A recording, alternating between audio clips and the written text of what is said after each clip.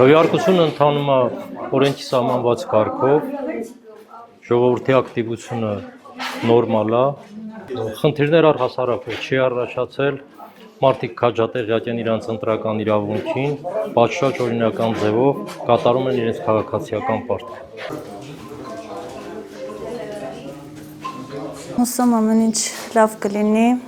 խաղաղություն կլինի ամենակարևորը, ով որ ընտրվի, առաջնահերթ երկրի բարեկեցիկ վիճակն է կարևոր, խաղաղություն ամենակարևորը։ Դե հիմնականում համայնք առաջնահերթ խնդիրներից մեկը հիվանդանոցի վերաբացումը, նոր դպրոցի կառուցումը,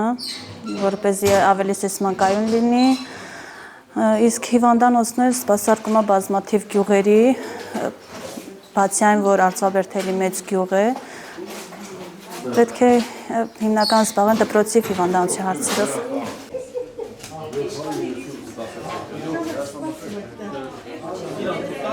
Իմ ակնկալիքները այն է, որ ընդհանուր առմամբ Հայաստանը